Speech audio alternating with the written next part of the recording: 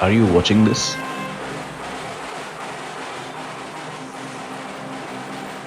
Does it appeal to this inherent need in you to experience another life without consequences? We are warriors in a world of cameras, a world which is watching each other increasingly, day by day, transmitting one scenario, consuming another's vision. Cameras working in discrete ways to stitch together a larger scene, which is under complete watch. Have we talked about this enough?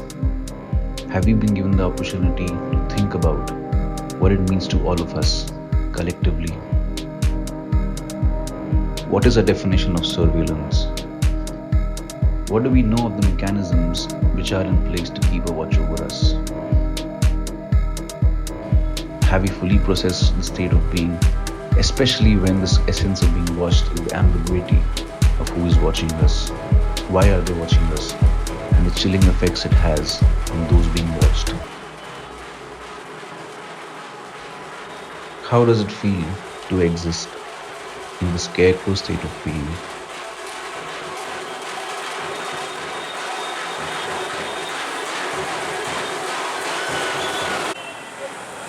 चालू हो गया।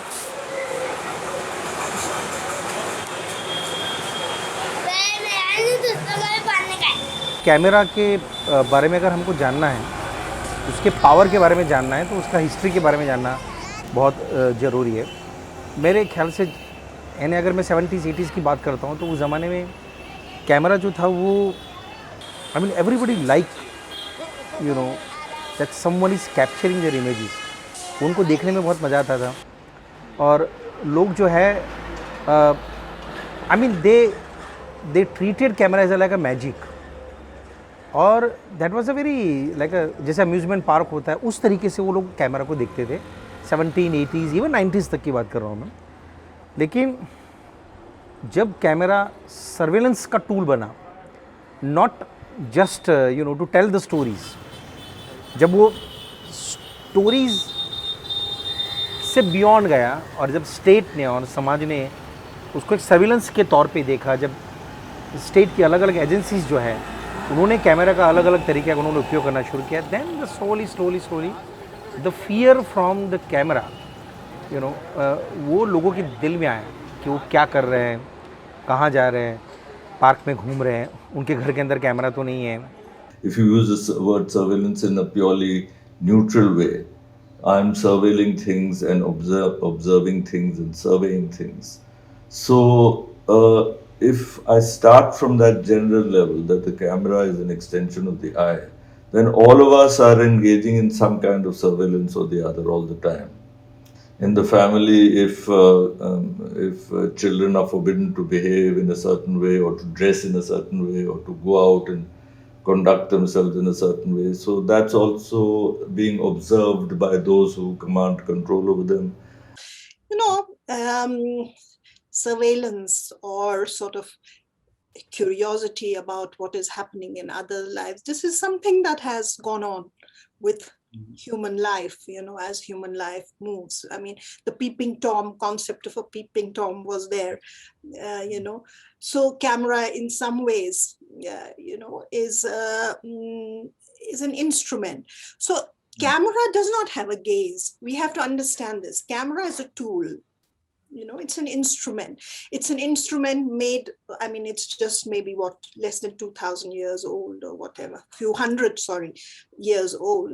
And it's, you know, it's made under certain circumstances. It's, you know, it's a production.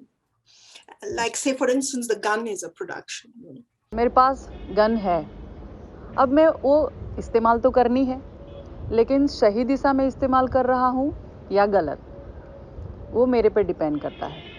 तो मैंने उसको as a weapon ऐसे बोला कि जब आपके पास ये एक ऐसा हथियार है जो गन नहीं है, मेरे पास गन है और मैं फोड़ूँ, कोई मर जाएगा या कोई इंजर्ड हो जाएगा, लेकिन कैमरे से कोई इंजर्ड नहीं होने वाला। कैमरे से ये हो सकता है कि जो कुछ गलत हो रहा है वो शायद रुक जाए, और वो कुछ सेकंड के लिए भी रुक जाता है तो जो बहुत बड़ी हानि होनी है वो शायद वहाँ पे स्टॉप हो जाएगी। तो उस नज़र में मैंने बोला कि वो एक बहुत बड़ा पावरफुल हमारे पास वेपन है जिसके ज़रिए हम गलत को बता सकते हैं या गलत को रोक सकते हैं। When you are with the camera does add to your power. It's a powerful tool. It's almost like the gun, you know. It gives you immense power because in certain areas, you know, in situations which are where people who have no access to any kind of expression, you know, where they're not able to talk of what's going on in their lives, and when the whole world currently is all about information and all we're being bombarded with information, and yet it is very selective. It comes from certain perspectives, so the other perspective is not there. So when you go with the camera to a situation like this, it is entirely different. But then it depends upon your politics. You know, where do you stand vis-a-vis these individuals whose lives have been affected? So, you know, you are in some ways, you know, giving them, you are empowering them. The camera becomes an agent for them as well. So that power, in some ways, the power of the camera is transferred. मेरा जो अनुभव है कैमरे के साथ, तो कैमरे के सामने होना और कैमरे के साथ खड़े रहना, वो दोनों में पावर है। और किस तरह से, जैसे कि मुझे कुछ कहना है और आपके पास कैमरा है, तो आपने मुझे पूछा या नहीं पूछा, लेकिन मैं आपको बोलूँगी कि भाई मुझे कुछ कहना है, क्योंकि मेरी सेंस में या मेरी नज़र में आपको जब मैंने कैमरे के साथ देखा तो मुझे लगता है कि ये कुछ बड़ा मजबूत हथियार है और इस हथियार के साथ मुझे कुछ न्याय मिल जाएगा, या मेरी बात है वो कोई लोग हैं जिनके पास पहुंचेगी, वो बहुत मजबूत लोग हैं और वो मेरा सपोर्ट कर सकते हैं, और जिनके पास कैमरा है वो भी बहुत पावरफुल इंसान है या व्यक्ति है जो मुझे थोड़ी सी मदद तो कर ही देंगे, या मेरी जो बात है वो मैं जहां पहुंचाना चाहती हूं या चाहता हूं वहां तक ये पहुंचा देंगे। तो ये जो कैमरा है उसका बहुत मतलब डायनामिक्स है कि एक अलग नज़रिया मिलता है, अलग बात करने का एक प्लेटफॉर्म है जहाँ पे आप अपनी बात करोड़ों लोगों तक बता सकते हो। मुझे लगता है कि ह्यूमन हिस्ट्री में ये शायद पहली बार ऐसा हो रहा है। जब से कैमरा का इन्वेंशन हुआ है, लंदन में जब कैमरा का इन्वेंशन हुआ और फिर हमारे फाल्के जी ने लाया था कैमरा पहला, तो वो कैमरा जब वहाँ पर लेने के लिए गए और वो जब यहाँ पर आए, उन्होंने जिस मैजिक से उन इमेजेस को देखा, मैं भी उनकी एक फिल्म देख रहा था अभी, तो उन्होंने जिन इमेजेस को देखा और लोगों ने जिस मैजिक को, जिस नैरेटिव्स को जिसने फील किया और उसने एक सोसाइटी को बहुत अच्छी तरीके से कंस्ट्रक्ट करने की कोशिश की, that tool is now very badly politicising all over the world, not just in our country, but all over the world. Because this camera is right now, it is in the hand of all common men. सबके हाथ में, इससे कोई बुराई नहीं है, सबके हाथ में, इससे कोई गलत नहीं है। लेकिन उस कैमरा का बुरा उपयोग कैसे करना है, वो नैरेटिव ज़्यादा है रादर देन उसका अच्छा उपयोग कैसे करना है। जिस टूल का उपयोग इस देश के अंदर एक बहुत ही पॉजिटिव एनर्जी के साथ में शुरू हुआ था और लोगों को एक बहुत ही इंपॉर्टेंट टूल लगा था फिल्म मेकर्स को कि ये this the great medium to tell the stories, और उसके अलग अलग टेक्निक्स को लेकर के उसको बहुत बुरी तरीके से बदनाम किया by the state, by the society, और उसका ओवर द इयर्स उसका उपयोग जो है वो बहुत लोगों को सर्विलेंस करने में जो होने लग गया, तब लोग हमेशा चाहते कि अपनी उनकी जो प्राइवेसी है, नोबडी वांट्स, आई मीन देश दुनिया में कोई भी ऐसा आदमी नहीं होगा जो ये चाहता होगा कि उसकी जो प्राइवेसी वो expose. Now, in the context of surveillance and politics and state and so on, it becomes more complex. Because I don't think, frankly, we'll be able to tell the state how it should or should not record or survey us, you know. it's important to remember that it's an age of ideology and an age of propaganda. So images are constantly being manipulated for the purpose of convincing people. So pictorial presentations of that photographic presentations of anything are actually a form of rhetoric. Rhetoric, you know, is the art of persuasion. In the art of persuasion, you use words and you use images in order to convince people of a certain story, right? Channels which are dominated by the big corporations and controlled in some way by the government by manipulating advertising revenue, etc., etc. These channels have long since given up on the truth. I don't think they have any interest in the truth. खबरों को सच्चाई के काम आने चाहिए, देश के काम आए, मतलब देश की परिभाषा कौन कर रहा है? देश मतलब सच्चाई ही देश के काम आनी चाहिए. So it is taken for granted that truth is in the interest of the public to know the truth. But here you are openly advertising that I am going to give you a slanted version of the truth. You are not telling me what your slant is, but I can only guess, because what is Desh is defined by you and your masters and your the people who are financing you. उस देश के है जहाँ पर लोग melodramatic है, इसीलिए फिल्में मेलोड्रामेटिक बनाई जाती है. उसी मेलोड्रामा को परोसा जाता है आपको कॉन्स्टेंटली सोशल मीडिया पे, टीवी में, फिल्मों में, बड़े पर्दे के ऊपर.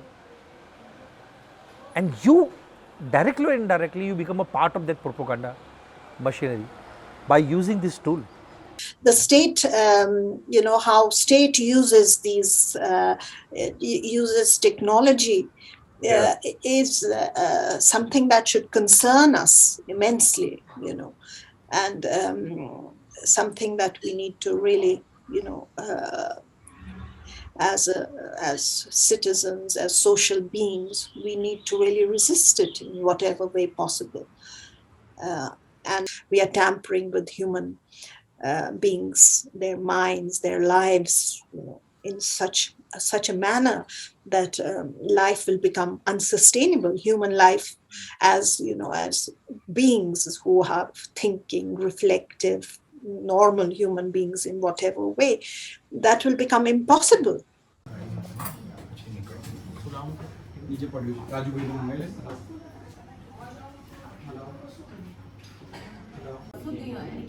We have never been private at all, if you look at it. The concept of privacy was invaded long time back. The bills are just coming in now, or the formal bills are. I mean, that kind of discussion of privacy was anyways like, for example, if, as you were discussing earlier, if you go in your own room and you've not locked the room, then it's okay. But if you lock the room, the parents may be knocking on your door saying, "Tu room mein band karke kyun baitha hai?" Like, that's accepted by us. We have been conditioned to accept invasion of privacy from our homes, from our neighbors, from our relatives who will ask कि बेटा कितनी salary Chatari, what do you do? Like, ठीक है, वो तो ठीक है, but then those kind of personal questions And also goes up to the government, and it goes up to, of course, the government and to the agencies. So घर से लेके वहाँ तक, I think in common consciousness, we're still a country where privacy का concept is not really celebrated. In fact, people who, culturally people don't want that discussion also, no? Because privacy gives you more empowerment, and that empowerment kind of is not good for the said practices. In a way, it kind of also challenges the status quo. Another thing is that people don't know exactly how privacy works. So they're like, oh, if you put anything on Instagram, or if you're on social media, that means you don't have any privacy, because these companies are already collecting your data. I mean, that's true to some extent, but that does not mean that you don't have any privacy. And, thinking that we need to think more about privacy, and we need to think about how, when we put our faces onto Snapchat or onto Instagram or Facebook or Twitter, how it will be used after that. Most people don't even know this, because most people don't even know how surveillance works. Most people don't even know how, these algorithms work. They don't think that, their information, like nobody thinks that this is going to happen to me, right? हमारी lines काफी blur हो चुकी है, हम सब कुछ justify कर सकते हैं कि ये भी justified है, वो भी justified, and I am equally a part of that justification. So I am the victim and I am the perpetrator. Yeah. So मैं खुद ही वो कर रहा हूँ, मैं खुद ही उसका विक्टिम भी बन रहा हूँ, लेकिन मुझे दोनों साइड में रियलाइज नहीं कर रहा हूँ कि मैं क्या कर रहा हूँ. ऐसा सब लोग कर रहे हैं. तो आई थिंक वहां से शुरू होगा. Maybe certain industry stalwarts can start that, जो टेक्नोलॉजी प्रोवाइडर्स है. I have seen certain large corporations also take that stand that okay, we will not use facial tech in this way, we will not allow facial tech to be used in this way, or we will allow or not allow certain low security products, like for example certain hardware to not connect to my software because those hardwares are vulnerable for attack or cyber backdoors. So there are certain large corporations who have taken that stand. I think in our country there is not a single large corporation which has taken any stand so far.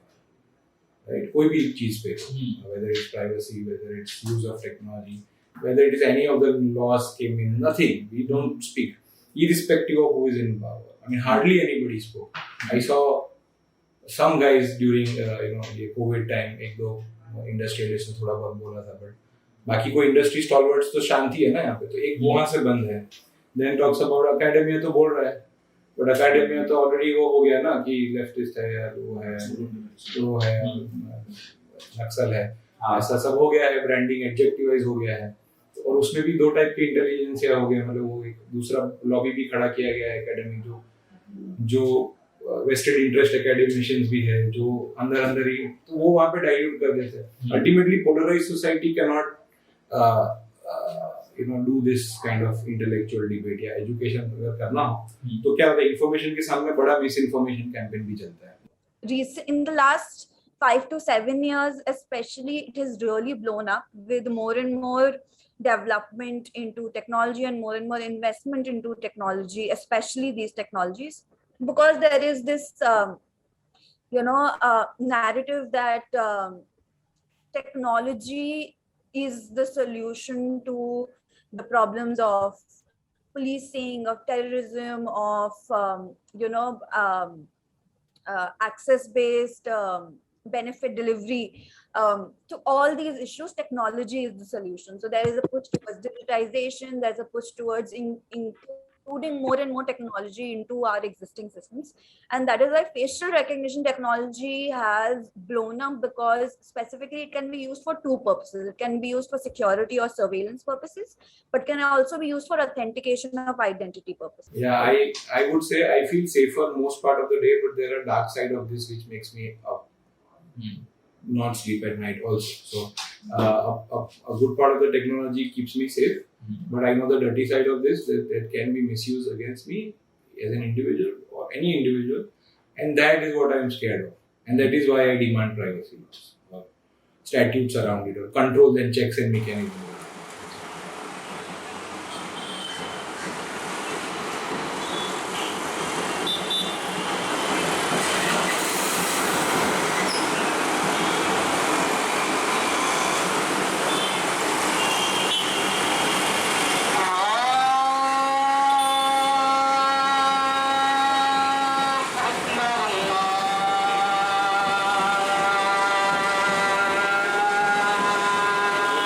Facial recognition technology is basically algorithm based. What it does is that it either from a video or an image, it identifies the face first. Then after the face has been identified, then it creates a biometric map of your face to identify particular features and all those things. And then that biometric map basically is compared to other maps of faces that may be in databases that the technology has access to. So how the algorithm works is that the more data is put into this algorithm, the better it gets on its accuracy of matching these biometric maps. So the more information that you feed into it, the more accurate it will get. Because facial recognition technology, how it works is that it will not say that, okay, this person is this person from the database. It will say that this face has a 75% match with this other face from the database, or it has like 4 out of 5 stars or something like that. So that is how facial recognition technology works. The surveillance that the state, does through the use of camera, that is something that one has to debate about, and pressure has to be put on governments, on states, that they cannot be using surveillance on citizens for whatever end. It's usually for the end of national security, it's for the end of your own security. I think those are really very, very serious questions which impact people's lives in a very, state should not be allowed to give that kind of control over the lives of citizens. All this information is proprietary and sensitive, right? Facial data, biometrics essentially are proprietary. And so usually, at least in India, we've not seen companies say that, we'll scrape social media and give access to social media for this, or the government has not said that, at least till now. But there is this company called Clearview AI. I am not sure if you know about it. They have a facial recognition technology system which works on the basis of scraping social media. And the Vadodara police actually has Clearview AI. So what that does is, anything that you put on to Facebook or Instagram or any other place which is open, it will scrape that, and that will be used to build their algorithm.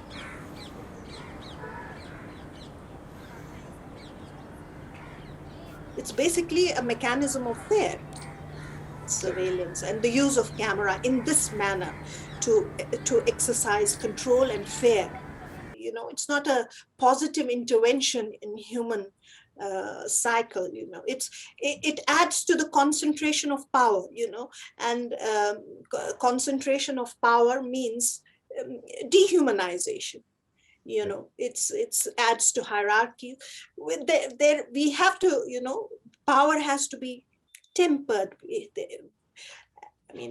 Currently we cannot think of a society where there is no power, or where, power is, hierarchies are not there. They are there, we live with them. But then how do we sort of, in some ways, humanize that relationship of hierarchies and relationships of power? That is what we have to work towards, and definitely not through the mechanism of surveillance or camera. By those in power can that humanization, process of humanization happen. In fact, it adds to brutalization. आज का जो politics और जो extremism, जो fascism rising है देश के अंदर, उसका सबसे बड़ा टूल है दैट इज़ अ फियर. वो आपके दिमाग में अननोइंगली भी फियर कैसे क्रिएट करे, that is what they are doing. 1000 literary लोगों को अगर आपको डराना हो, किसी एक आदमी को उठा लो सेडिशन में, ख़त्म, कुछ नहीं होगा, सारे के सारे डर जाएंगे. सेडिशन है भाई, 324 थोड़ी है, छोटा मोटा क्राइम थोड़ी है कि बेल में आ जाएगा. सेडिशन है भाई. ये फिल्म मेकर, इसको यूएपी में उठा लो, क्या वैसे फिल्में बना रहा है, तो बाकी के लाखों हज़ारों फिल्म मेकर जाए, वो सब डर जाएंगे. Fear is the politics.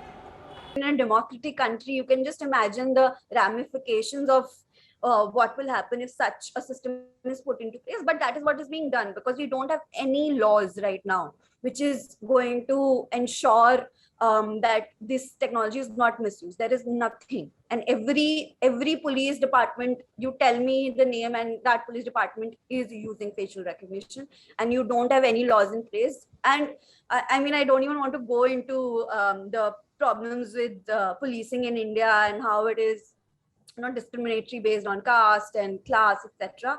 But if there is already bias in policing and it is already problematic, this technology is only going to increase those biases and increase those problems. It is not going to solve those problems, because again the database, the data set itself is biased, right? So if a biased data set is being put into this technology, the bias will only increase. You're not solving for the bias. So those are the threats that can come with this technology. And then in that context, is there something which us as not just filmmakers but people with who are documenting our lives around us, uh, how can we do that in a responsible way, knowing that the repercussions of what we don't know might happen with what we do? How can we be See, mindful of? I think that's it's very interesting to look at, because now you are worried about what you may end up doing inadvertently, Yeah. and contribute to surveillance. And this is, I mean, not to sound like I'm not trying to be melodramatic here, but this is a violation of your fundamental rights, because it's violating your right to freedom of speech and expression. It is violating your right to freedom of expression, because as filmmakers, it is your right to create the story which expresses your point in the best manner, and thinking about how you're contributing to surveillance. And because of that, there is, this chilling effect wherein you're thinking that maybe I should not, capture this moment, between this random moment that you see on the street and you think it's a very beautiful moment, but you are worried that if I capture it, this person's face may end up on, a database. That is also a violation of your rights. So I think, I really can't tell you what you can do. I mean, one of the ways obviously is that, you don't show any faces, but then again, I mean, how will that even work? I mean,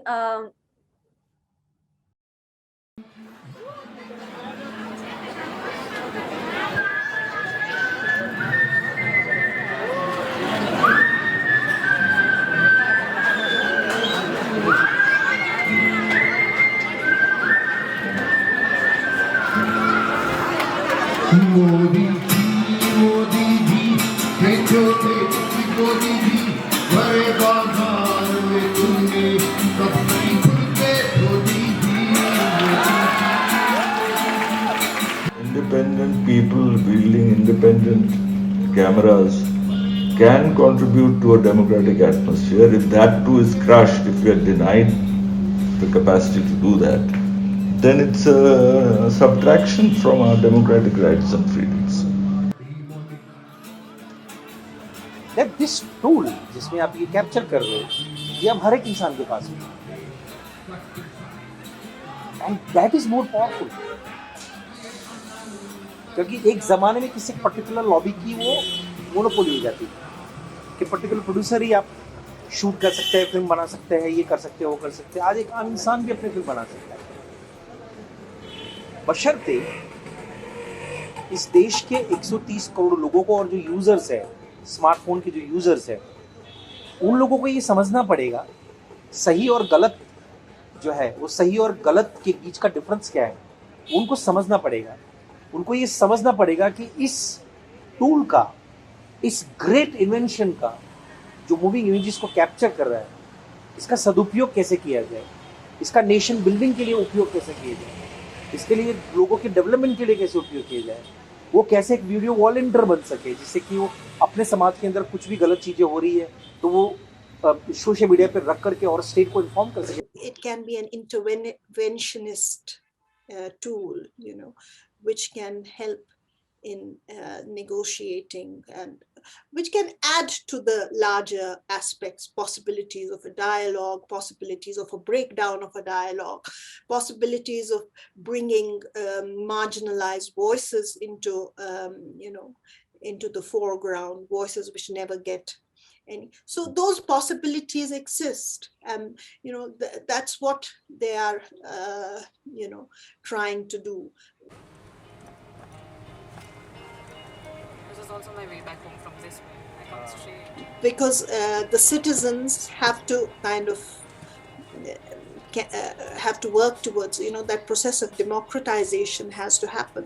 Citizens have to think about this, and they have to force the state to, comply by some codes, do's and don'ts.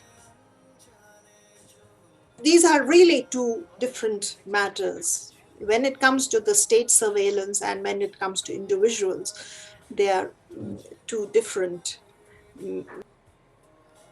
because there it is used as a tool of power entirely, as a tool of control. There is no, you don't, as individuals, you have no agency. When you're under surveillance, you have no agency. You cannot do anything to, but as I said, as a documentary filmmaker or whatever, when you approach a subject individually, that subject has agency. That subject can tell you, sorry, I'm not going to talk. A declining empire generates pogroms. The phenomenon of vigilante squads and pogroms directed at innocent people, protected where the vigilante squads and controlled mobs are protected by the state apparatus, goes back to Tsarist times. They were called the Black Hundreds. They would start a pogrom, and the police would do nothing.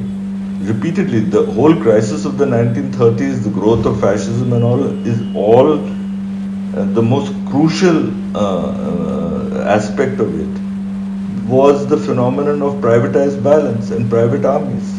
So it's more than necessary for independent-minded people to record things, to stand witness, to be witness, to record truthful version of things, to strive to maintain communication no matter how impaired they might be. Everybody is impaired. No one is perfect. None of us can swear that what we have the appropriate description of the events, but we can try. So it's more necessary in the society in which the state and many corporations, powerful corporations in alliance with the state, are hell-bent on generating conflict.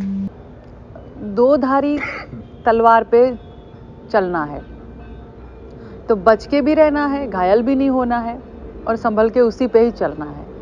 तो हमारा जो समाज है वो इसी तरीके का है, सच को देखना भी चाहता है लेकिन मेरा सच नहीं दिखाना प्लीज, है ना। ये बात है कि तुम दूसरों का दिखाओ, मेरा नहीं। अगर मेरा दिखाया तो मेरे जितने भी पावर है वो सारे इस्तेमाल करके मैं तुम्हें चैलेंज करूंगी कि तुम नहीं दिखाओगे। जो भी फिल्में बनाते हैं या जो भी वीडियो बनाते हैं, उन सब से एक ही बात करनी है कि आप ऐसी वीडियो बनाएं जिससे अच्छाई फैले।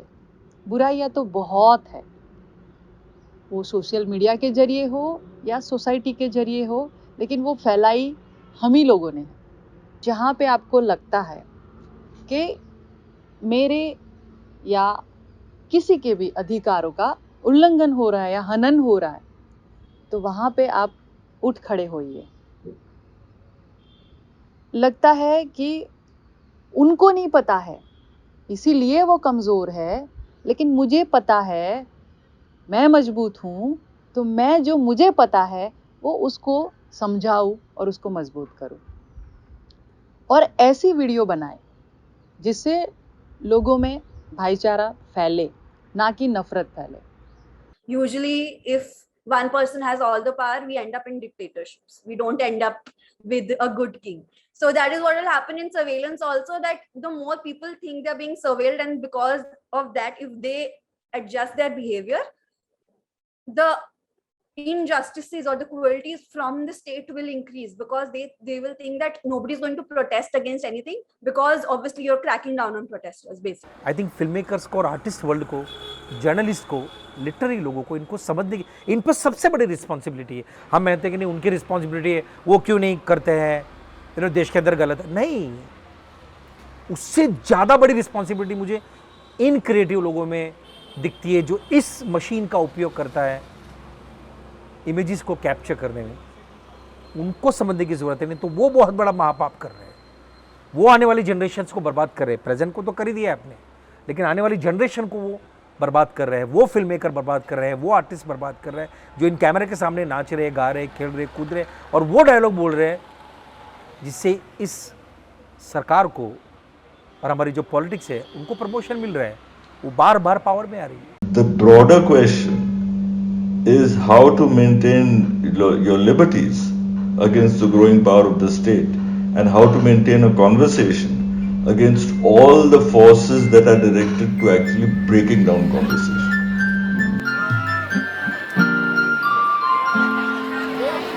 मैं जिंदगी का साथ निभाता चला गया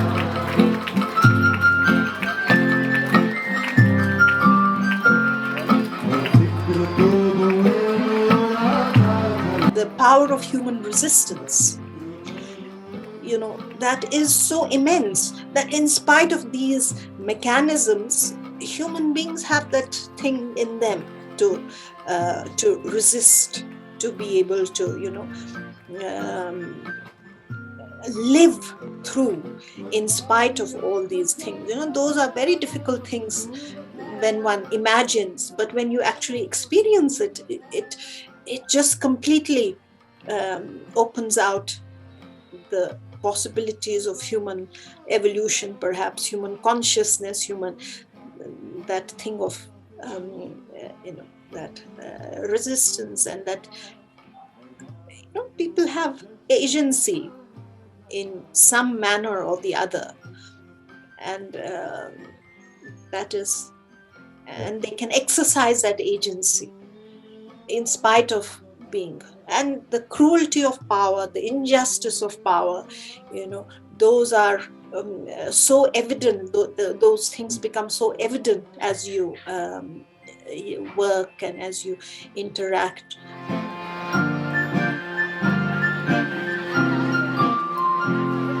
जो मिल गया उसी को मुकद्दर न हो दिया